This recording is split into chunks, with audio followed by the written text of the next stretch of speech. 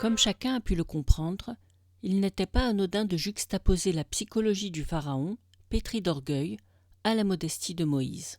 Cela nous a appris que l'idolâtrie est intrinsèquement liée à l'orgueil, vice par lequel l'homme qui se place au milieu, dans le cas de Pharaon au centre du monde, se désensibilise de l'éventuelle souffrance d'autrui.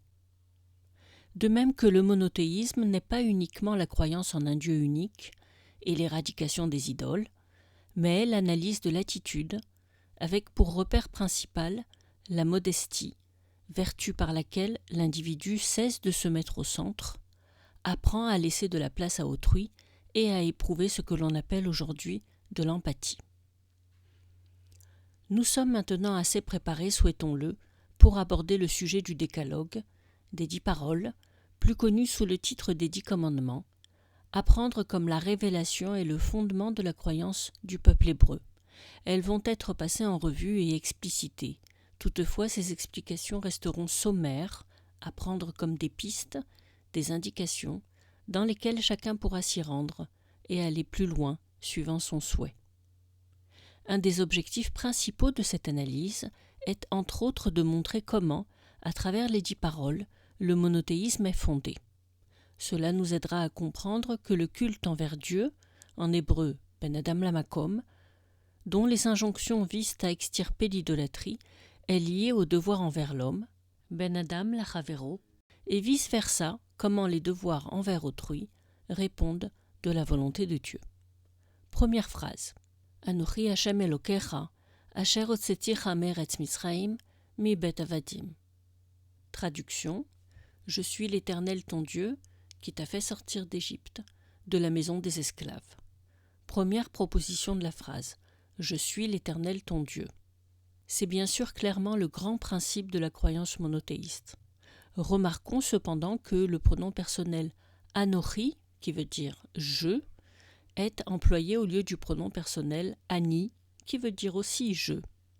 La différence entre les deux pronoms est que l'un, Ani, est un je neutre, passif, je suis, comme Ani Ben Adam, je suis un homme, ou Ani Choshev, je pense. Et l'autre pronom choisi, Anochi, est plus appuyé, un peu comme un appel. C'est moi qui suis. Une phrase analogue existe de la part de Yaakov envers sa femme Rachel. Atachat Elokim Anochi, est-ce moi qui suis à la place de Dieu? Je suis l'Éternel ton Dieu, ou plutôt, donc, c'est moi qui suis l'Éternel ton Dieu, est une affirmation qui vient prévenir d'une éventuelle opposition, laquelle, dans le contexte biblique, les hommes croyaient effectivement en plusieurs dieux. Ainsi, le sens qui en découle est « c'est moi qui suis l'Éternel ton Dieu », parmi les autres dieux auxquels la plupart des hommes sont susceptibles de croire. Notons alors qu'il ne s'agit pas de croire ou de ne pas croire en l'existence de Dieu, question qui fait partie de notre époque, mais d'une orientation dans la croyance vers celle d'un Dieu unique. Ainsi, le début même de cette première phrase du décalogue annonce directement l'orientation monothéiste en raison du choix du pronom personnel et indique que si tout le monde croyait en cette époque, il n'était pas question d'amener à l'idée de la croyance déjà très présente, mais de reconduire la croyance autrement. En admettant que le sens de la phrase soit « c'est moi qui suis celui que tu dois suivre et non les autres dieux », le sens de la deuxième proposition qui suit « Asher hotzeticha meretz Misraim » qui t'ait fait sortir d'Égypte, mi bet avadim, de la maison des esclaves, est une allusion au pharaon qui a esclavagé les Hébreux à son service. Cette phrase est par déduction à comprendre comme « c'est moi qui suis ton Dieu » et non pas le roi pharaon, qui vous a d'ailleurs rendu esclave pour marquer son pouvoir sur vous. On aurait donc pu croire en une demande de redevabilité, mais il s'agit plutôt d'une allusion au pharaon qui a tenté de dominer définitivement le peuple d'Israël. Avant de passer à la suite du texte, précisons et rappelons de nouveau que la Torah parle le langage des hommes, et qu'à travers cette phrase « Anochi Hashem Elokecha », Dieu ne devait pas avoir ce besoin d'être reconnu. Il est surtout question de faire reconnaître à l'homme qu'il n'est pas un Dieu ou qu'il n'a pas à être déifié. Et si cette suggestion est ici illustrée à l'aide d'une allusion au pharaon, c'est parce qu'il est l'exemple le plus important. Il est d'une part lié à la sortie d'Égypte, qui est un moment crucial dans l'histoire de la naissance du peuple d'Israël, du peuple hébreu, et d'autre part car l'Égypte était considérée comme la plus grande des civilisations. Ainsi, « c'est moi qui suis ton Dieu » vient signifier « moi » et non pas le pharaon qui se prétend l'être. D'autre part, commentaire risqué, pour reprendre le pronom « Anochi », il fait penser aussi à l'égyptien du mot « Ankh » qui signifie « éternité » ou « vie éternelle ». Plus précisément, « Ankh », qui figure comme un des symboles les plus employés en Égypte ancienne, veut dire « vie », mais fait aussi référence à la vie éternelle. Par exemple, Toutankhamon veut dire « image, éternité, Amon ». Ankhsepaton, fille d'Akhenaton et de Néfertiti, signifie « elle vit pour Aton ». On retrouve donc, dans certains prénoms, le mot « vie » qui concerne aussi la vie éternelle ou l'éternité. Et pour encore plus de précision, le mot « Ankh », « Anor » ou « Anok » signifie aussi « je suis ». De fait, nouvelle confirmation, Anochi devait résonner chez les enfants d'Israël, sortis d'Égypte, comme un symbole connu d'éternité, normalement attribué aux personnalités importantes de l'Égypte et ici reconduit vers un Dieu unique et infini. Restons toutefois prudents, ce pouvant être une interprétation issue d'une coïncidence, mais dans ce sens, Anochi est une allusion aux croyances égyptiennes pour les démentir. C'est moi qui suis l'éternité et non le pharaon qui, pour se prendre pour un dieu, rendait les hommes esclaves pour marquer sa supériorité. Précisons par ailleurs que pour marque de la croyance en un seul Dieu, le peuple hébreu n'a pas été esclavagé, mais rendu libre.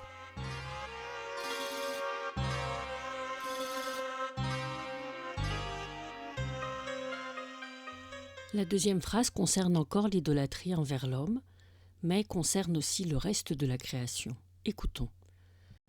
Lo yeh lecha Elohim acherim al panai, lo ta'aseh lecha fesel vechol tmuna asher bashamayim mimal, va'asher ba'aretz mitachat, va'asher bamayim mitachat la'aretz. Traduction.